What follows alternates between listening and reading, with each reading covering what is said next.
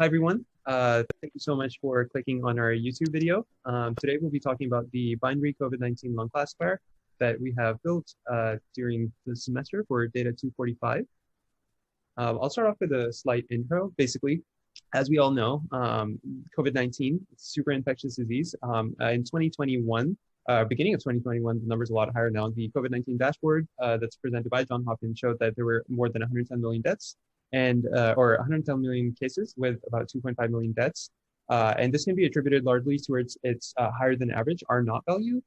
In this case, it's 5.7. For reference, the 2009 influenza pandemic stood at 1.5. As with COVID-19, the testing process, particularly towards the beginning of the pandemic, was incredibly lengthy, and it involved multiple logistical factors due to its centralized lab structure, and it would take on average longer than 48 hours. So looking at this, given the amount of open data available, it seems like an easy problem for machine learning, where we can maybe implement a model that's able to give instant feedback on CT scans, which are more available in pretty much every health facility that exists.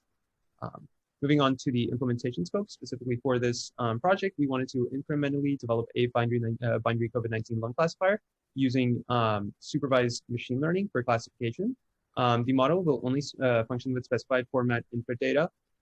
This is because of our input function that we have. The labeled data set is required for training the model, and the only performance metric that will be tracked is accuracy. When I say accuracy, it's not just only specifically accuracy. It does include like different metrics to judge accuracy by, and we'll get to that a little bit later. And the aim is to contribute to the development of a package tool that is able to give instant feedback to an acceptable degree. The data characteristics for the dataset that we chose, it was sourced from Kaggle. The volume is about 92.73 megabits, and it's organized into two folders, which are the CT COVID and CT non-COVID. There are a total of 746 images with 349 COVID CT scans and 397 non-COVID CT scans. All of them are sourced from various research papers, and there is also a metadata file that exists, which gives very specific detail for each specific scan that we have. Moving on here, this just kind of highlights how an image looks where it's COVID versus non-COVID. More specifically, as we've highlighted here, it's the ground glass opacities that show up on lungs that have COVID, which make it so easy to classify against images that don't have COVID. So for this implementation, we decided to follow two specific flows. Talking through the first one, basically we're ingesting the labeled data set because it exists in two separate folders, and we pre-process that data, we clean that data, normalize it, and I'll also talk about that a little bit more in a little bit. And then we use hog processing for feature extraction. That's implementation number one. Because feature engineering is so hard and it's so terribly complex, we did decide to, number one, use hog processing, and then also have another implementation which uses CNN, a convolutional neural network, for feature extraction. And since it comes with pre-trained models, it seems like an easy way to derive relevant features to train our models that we're using. Regardless, once we're done with the feature extraction phase, either through hog processing or CNN, we'll use our training data set to train multiple supervised machine learning models. Once that's done, once we have multiple models trained, we'll use the validation data set to train hyperparameters and also pick the best model out of the options that we have trained. And finally, once we have our best model picked, we'll evaluate model performance using the testing data set. Likewise, for the CNN feature extraction, the flow is fairly similar, with the only difference being the actual feature extraction part. To talk about the first implementation, which involves the hog processing feature extraction, it involves utilizing various supervised machine learning algorithms for classification, such as SVM and KNN. We decided to go with SVM and KNN because SVM is our non-parametric approach, whereas KNN is our parametric approach. Model validation process will be utilized to decide the best approach, and it's not like we won't be going for a specific option just because it may seem like the best thing. We will go through a validation process to decide that. And then again, as mentioned earlier, in this approach, we're utilizing Hog for feature extraction and reduction of data dimensionality. And finally, once we do go through that validation phase, we have the best model pick. We'll use a bagging ensemble to boost our accuracy. And this implementation is able to wrangle about 100 megabits of data. This current model consists of implementation on a local terminal, but the way it's organized in terms of the data frames, you can very easily store those using Pickle, and then maybe put them in an S3 bucket, and then you can use SageMaker or any other AWS or Google Cloud components to have a package release of that product. For the data pre-processing, we know that this data is valid, it's accurate since it is sourced from research paper, and its representation is uniform because all CT scans are uniform in representation. It's really just about the hotspots that show up in the CT scan, which are different. So you don't have to worry about those things too much. One thing that we have to work with is the data cleaning aspect. As with most image processing projects, the biggest issue that we have is data dimensionality. So we first extract images specifically in grayscale. This is to avoid that three-dimensional nested structure that we would get if we extracted that array in RGB. Of course, that can be a direction that we take later, but as of right now, it seemed like data dimensionality we want to avoid it. Then we normalize these image sizes to be 100 by 100. This is very important since we don't want to have any images that are maybe too small, that maybe don't meet those sizing requirements, because then we'll have inconsistent matrix values when we're actually going through our feature extraction phase and modeling phase and so forth. Then we assign labels 1 and 0 for COVID and non-COVID respectively. These are organized in a image list, and I'll show that as well. And then we finally populate that image data in the pandas data frame and then shuffle those records. When new images are added, only deltas are pulled, so we don't have to worry too much about data integration. Jumping towards some of the code that we have. First of all, we have we're importing all of our required packages, and you'll see the implementation as we walk through it. The first thing we do is actually set up the data extractor. This, as you can see here, we're using os.walk to get that path, and this returns us the file list for the specific folder that we'll be going through, and then we eventually recycle through it, and then we perform our pre-processing steps. This over here is really just a check to see what shape we get, what the size is, and how a flattened array looks. This is not brought much further. This is where we have our specific extractor for COVID-19 data.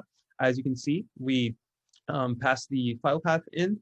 It goes to that function that we described earlier, get files, and then it goes through each of those files, as seen here. It's stored in C files. So now we're going through each of those arrays, and then we're using imread to read those images as grayscale. Then we do our resizing here. We've normalized those images and we organize it in an array as such. We are using a try except clause so that if any images don't meet those sizing requirements, we're able to immediately discard that image and move forward. This is just a little sample here of the images that are extracted. Recall that we are storing these images right now in a list in this form, and this is important so that we can append it to a data frame afterwards. Likewise, we do a similar thing for the non-COVID data. It is about the exact same process, 100 by 100 and so forth. You can see how it's organized in a data frame. That's data frame 1. Over here, we have data frame 2. I don't have a sample of that out right now, but looks similar. Here's a sample from there. Now we have the two data frames created. So we merge those data frames and then we shuffle them, of course, so that we don't, when we break it out into training, testing, and split, we don't end up like having bias splits in any of those situations. Here's another sample just to show from this list here, and you can see how the labels kind of vary. Now, moving on from the pre-processing approach, again, this goes over some of the sample code that I just explained. We'll move on to our data transformation and preparation phase. This stage is, of course, a very important phase, specifically the data transformation, because it's where we convert the high-dimensional image array that we saw earlier to a more useful low-dimensional image array that's ready for model development. As mentioned earlier, we're utilizing the Hog approach, Hog processing approach for this one. And the Hog processing approach goes through that combined data frame, applies it to each item, and then appends it back into another data frame. After which, for data preparation, we use a function that we wrote with NumPy and Python to split into 3 separate data frames, 70% for training, 10% for validation, and 20% for testing. And after that split is done, we reshape each of these data frames into a flattened appropriate feature column so that it can be ingested for model development, since we don't want to have nested structures when we actually pass it into SVM or again, and as we go through our validation approach. Now, jumping back to the code here, you can see image underscore final, just for your reference, this is where we have all of our data right now. It goes through that same data frame, image underscore final, and then it applies Hog to each of those rows, which have the image data and then the label. Once that is done, it appends, as you can see here, I'm using another like nested list to organize the Hog data and the Hog features, right? And then we finally append it to a data frame. Right now it shows 0 here, but that is, as we can see in the image here, it's because like now we have a lot more true zeros. And then it's really where these points kind of stand out. That's where we're watching out for those ground glass opacities. And since again, we are developing a binding classifier, this representation is enough of a difference for our high margin classifier and KNN to kind of pick out those differences, since in a non-COVID CT scan, this would ideally be a dark zone, right? So it wouldn't overlap there. As mentioned earlier, then we use this function here to split our data frame that we have here, this image underscore data frame, into a training, testing, and validation split. This does a 70, 10, and 20%. Once we have that, we're going through the image array. So let's say for this training data, right, we have we're picking out 522 of those images. We go through that image, unflatten it. We use a reshape here, print out the shape, do the same thing for training, testing, validation. And once we have all of that set up, this is when we move on to the validation of multiple approaches.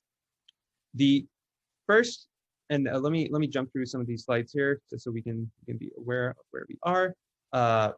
Now, this is the point which connects back to that earlier point that I had made, where we have a validation strategy to pick our best approach for the model. So now that we have our training, testing, and validation data completely ready, we declare our SVM model.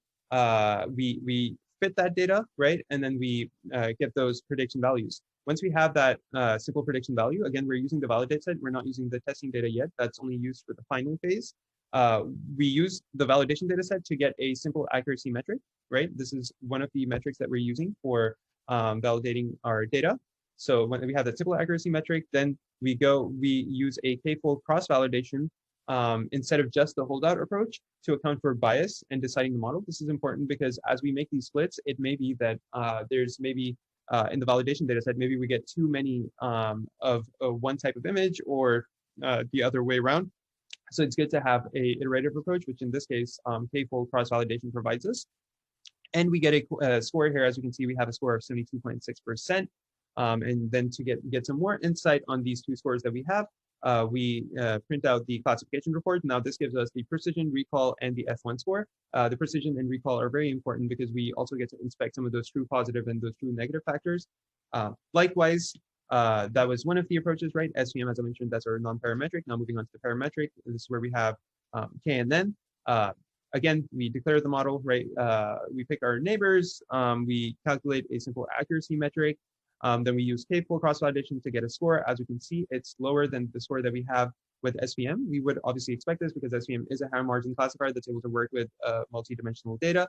Then we print out our results with the confusion matrix. And comparing the two, we can see that SVM is, of course, the more appropriate approach to utilize.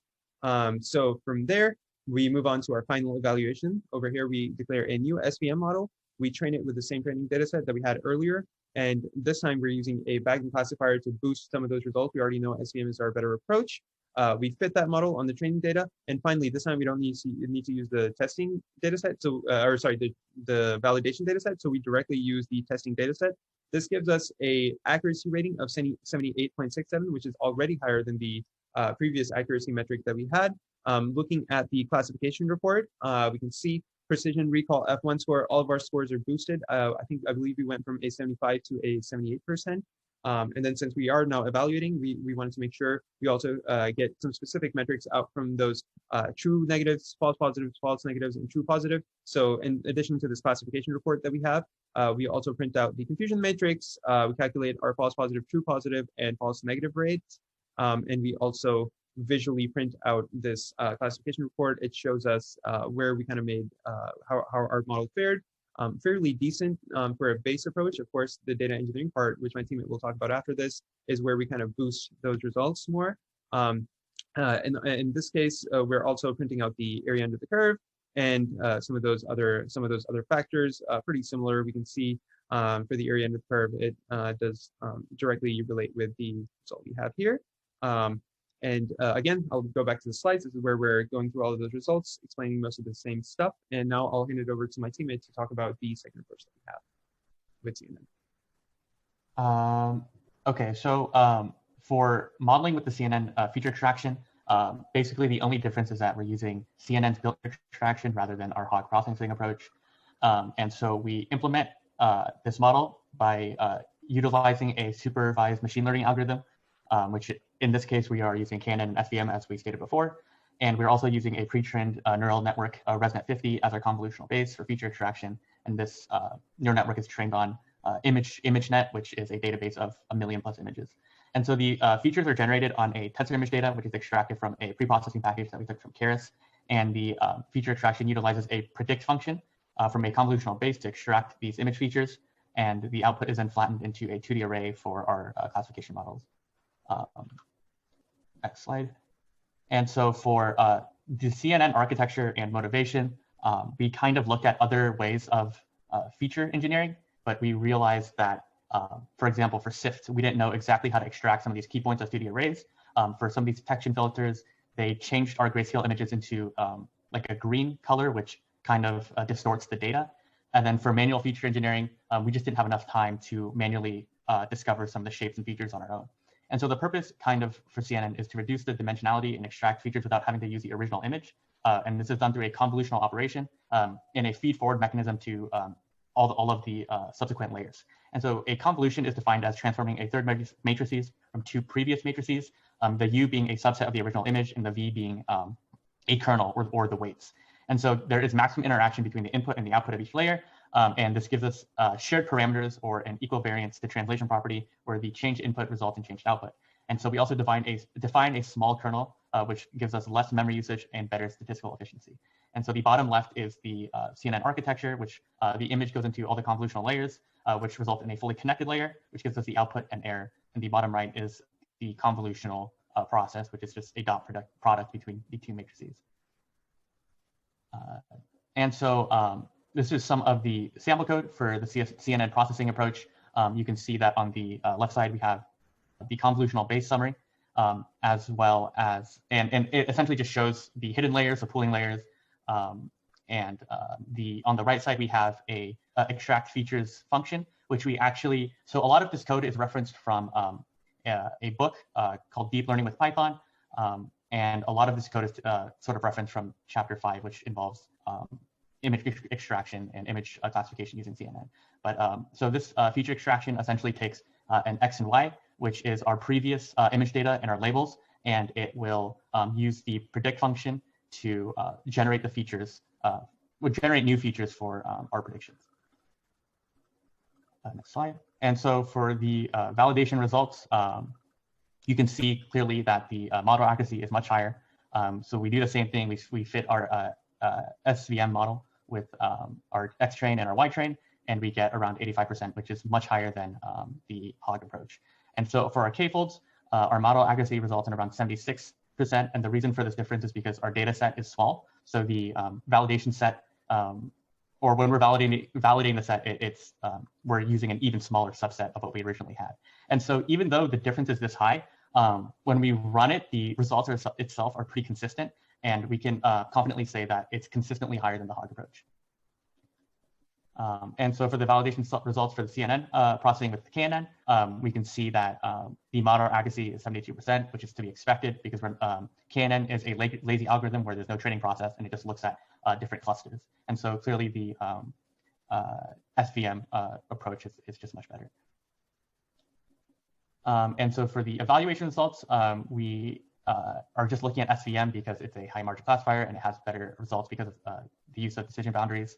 And so we assign a bagging classifier or our ensemble method, which gives us a model accuracy of 79%, which is, again, higher than our Hog approach. This is kind of like a pattern that happens to all of our metrics.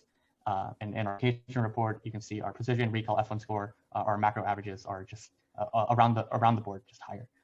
We also define or we create a confusion matrix to look at some of the other metrics, which is the false positive rate, true positive rate, false negative rate, and they come around at 72%, 15%, 27% respectively. And so for the evaluation for the ROC curve and the precision recall curve, we see some of the same patterns in that the area under the curve is just overall higher. And so I think before we jump into this, I will stop sharing my screen and you can probably just do a quick walkthrough of the okay. Yeah. So. Yeah, if you can just hand over the permissions. Sorry. No worries.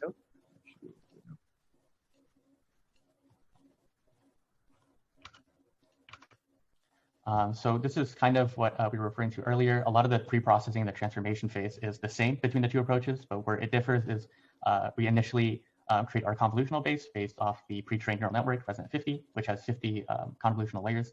And this is the summary of the output, which just kind of shows all the hidden layers, the pooling layers, and it results in around 23 million total parameters, where most of them are trainable and 50,000 are non-trainable. And so this is where we define the extract features function, which again takes our previous images and labels, and it predicts better features for us to use for our models. Most of this is the same. We're extracting the data into a data frame, but this is where we take the data frame or the columns of the data frame, and we apply the extract features function into it, and it gives us a shape of 349, 88, and 2048. And then we have to flatten the features to be split into training and data for the model input or the training input. And so this is also applied to the non-COVID data, where we essentially do the exact same thing. We call the extract features, we flatten the data, and then we finally merge those two parts into a final data frame right here. And so this is where we split the data into testing and training and validation sets. We result in an output for the training, it's 476. For validation, it's 120, and for tests, it's 150. So it's around a 70-10-10 split. For the SVM model, we fit the data with the X train and the Y train, and this is our accuracy of 85%. We have we also implement grid search here for hyper tuning or tuning some of the hyperparameters. We decided not to trust these results just because our validation set is, or our data set in general is a little small. And so this is where where we use K-folds, and this is our model accuracy with the K-folds, our classification report. Same thing with KNN. We fit the data with our K-Neighbors classifier, and we just kind of follow the same exact approach. And so this is the final evaluation. As we've decided that SVM is just the better way to go. We've defined a bagging classifier, we fit the training model, and we just go through it again. The model accuracy is 75%, 79%. And so these are the stats of our classification report. And yeah, that's kind of just all the stuff that we've already talked about and gone through. This is the confusion matrix to calculate the TPR, the FPR, the FF, the precision recall curve, and the ROC curve. And so, yeah, I will hand it back to Abdullah. Or actually, since I'm going to be presenting the last part, yeah, it's kind of in the way. Okay, so so this is all the sample code, this is all the validation results, the evaluation results that we've already gone over. And so improvements given more time. So we kind of want to dive deeper into further implementation on tuning these hyperparameters. We kind of already talked about grid search and kind of the reason why we can't use it. Our data set is a little small. But for cross-validation, we already have a K-folds model, but we can sort of retrain some of those arguments to give us better results. And this is through a kernel scale and box constraints, where we use factors of 10 in a geometric sequence, ranged from 1e to the -5th to 1e to the 5th. We also were thinking about creating a rudimentary front-end package application just to make everything look better. But again, this is all given more time. And then we kind of want to explore additional feature extractions such as LBP, GLCM, and HFSM. And so for the conclusion, we've essentially, by utilizing an effective feature extraction, we boosted the model performance from around 0.75 to 0.79. And we've sort of learned that feature engineering is extremely complex, and but CNN works best for image feature extraction from the approaches that we've looked at. And we've also implemented both deep learning and hog processing approaches, and we've compared those results, and we've evaluated that the CNN approach or the CNN model extraction with the SVM classifier is by far the best. We've utilized an unflattened array for effective feature extraction, and this kind of led to a lot of dimensional complexities that we handled by code. And finally, we used an ensemble method to boost the performance, where the F1 score went from 0.71 to 0.75. And so this is the timeline that we're at. We're actually currently at the report to presentation. We're actually creating the video right now, and the final report will be finished soon. And that's it. Thank you.